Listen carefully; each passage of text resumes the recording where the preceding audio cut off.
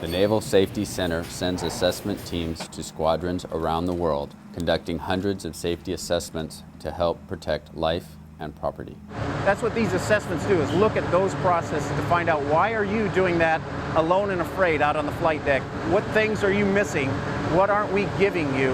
Why aren't you doing that, whatever it takes, and doing it right?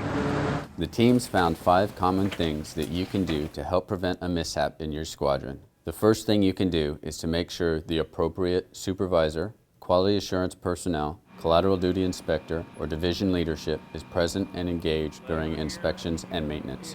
Having anyone from the outside watch what you do tends to point out shortfalls. There's a reason for everything, honestly. If we don't work in an orderly manner, then things happen that you can't explain later on. Follow all publications. Processes and controls change continually, so the task may be something you have done many times before but are not aware has changed. These tasks may seem monotonous, but performing every step of the procedure is crucial to proper and safe maintenance. If you're using your publications, you won't have a doubt in your mind that you didn't do anything wrong.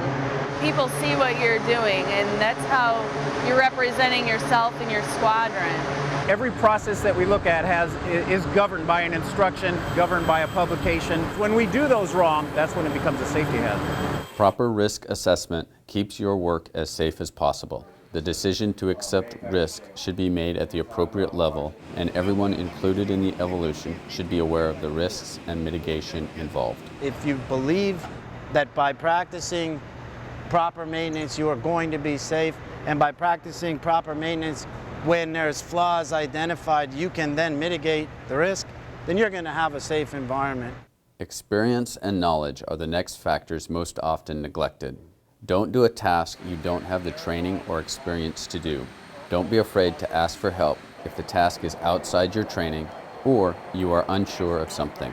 A simple question to the right person can save a life. Life is what's most important. At times, it's difficult to do the same task over and over again and still maintain enthusiasm for the job. Remember that complacency kills. Don't ever think that the simplest task is not the most important. Safety is a byproduct of procedural correctness.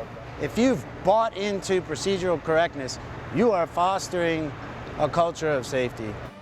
We are a team, and when everyone does their part, then lives are saved and equipment can be kept in the fight. If you help fix these common factors, combat readiness is preserved, mishaps will be prevented, and lives will be saved.